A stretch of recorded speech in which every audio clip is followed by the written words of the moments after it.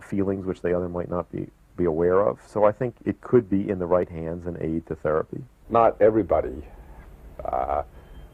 is capable of using cannabis in this way, but it can be used in this way by people who make an effort to learn to use it in this way.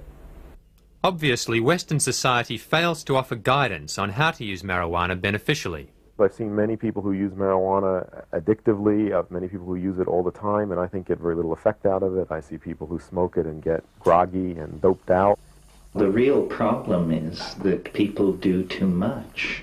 They don't understand that the best way to do cannabis is approximately once a week. The desire to have altered states of consciousness is basically healthy and normal. It can have bad expressions. And I think in our culture where there's no recognition of that desire and we don't teach young people how to satisfy it in healthy ways, it's obvious that we're going to see a lot of negative expressions of it. More money has been spent trying to find something wrong with cannabis than any other vegetable material in human history. And what they've come up with is so pathetically thin that I am confident that it amounts to a clean bill of health for this stuff. US government health authorities estimate that there are about 350,000 deaths per year caused by tobacco and around 125,000 from alcohol. This does not include alcohol's involvement in 50% of all road fatalities and 65% of all murders. There are 14 to 27,000 deaths from legal medicines, and over 1,000 of these have been recorded as overdoses of aspirin. There are around 5,000 deaths from illegal drugs, while ailments related to caffeine kill up to 10,000 people per year. But there have been no deaths attributed to marijuana. Cannabis is not a health problem. The problem is that it promotes social values and attitudes which are unwelcome in capitalist market-based society. It's just that simple. A drug like coffee with a horrendous health profile compared to cannabis is completely welcomed into the marketplace and the home and the lifestyle of modern people. This is simply that we value certain states of mind and we fear and suspect others. And this is based entirely on value systems that are inculcated from above. Clearly, the discussion as to how society should deal with marijuana is likely to continue for some time. But is marijuana the reason hemp is no longer the major industry it once was? After all, the industrial-grade hemp crop is virtually free of THC. Hemp historian Gatewood Galbraith speaks from his home state of Kentucky. There are 14 of these historical markers around the central Kentucky commemorating hemp as a cash crop in the state. It's pretty self-explanatory. We were the world's largest producer for over 100 years. How did hemp go from being a major crop to almost non-existence in a span of around 50 years? Historical research conducted by our company suggests that it was the discovery of an efficient hemp decorticating machine and the promised resurgence of hemp to industry that led to the imposition of legal sanctions in the United States and the demise of the hemp industry. In the early 1930s, the American hemp industry remained highly labour-intensive long after competing industries had mechanised. Furthermore, other fibres like manila hemp had begun to be imported from underdeveloped countries where labour was dirt cheap. By 1930, the hemp industry bottomed out at 1,000 acres.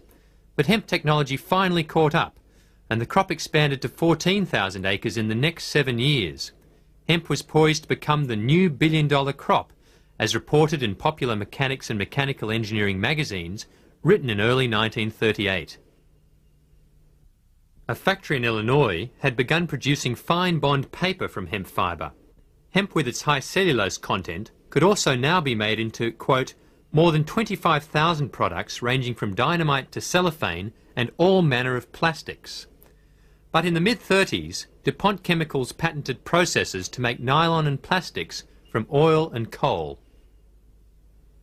A resurgence of the hemp industry would seriously have threatened the emerging petrochemical industries, with their synthetic fibre nylon being invented in 1935. First was a big printer back during the 20s and 30s, and he had vast interest in timberland for paper pulp, which could be used as a result of a chemically intensive paper pulp process developed by DuPont and patented by DuPont. They made their fortunes with these chemical shipments for the paper pulp industry, and hemp represented a less chemically intensive way of manufacturing a higher grade paper. Consequently, DuPont saw it as an economic competitor. William Randolph Hearst, the owner of the largest newspaper chain in the United States between the world wars, started publishing newspaper articles linking cannabis with violent crime. They renamed the plant marijuana to dissociate it from the hemp medicines, the hemp rope and fabric that Americans had been using profitably for generations. Many stories in his papers told of blacks or Mexicans using marijuana and being disrespectful or violent to whites, or trying to push their drug to innocent whites. The campaign succeeded in getting racist white organisations to support cannabis prohibition. Hearst and Harry Anslinger, the then director of the Bureau of Narcotics, managed to get marijuana made illegal in 1937, thus destroying the hemp industries. This timing is interesting. The alcohol prohibition had just ended, and the people who had enforced it needed new jobs. This may well be why Anslinger pushed so hard to get cannabis banned. In Anslinger's words, if the hideous monster Frankenstein came face to face with the monster marijuana, he would drop dead of fright. Reefer Madness was one of the many movies made to whip up an anti-marijuana frenzy. The sale of marijuana is even more difficult to detect and halt than the traffic in drugs such as opium, morphine, and heroin. More deadly even than these soul-destroying drugs is the menace of marijuana. Under the influence of the drug, he killed his entire family with an axe.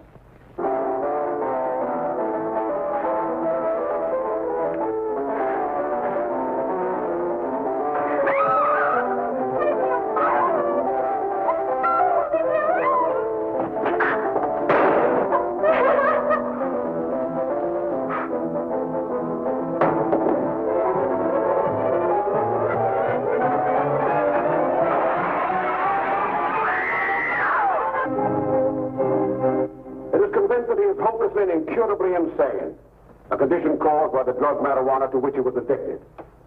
It is recommended, Your Honor, that the defendant be placed in an institution for the criminally insane for the rest of his natural life.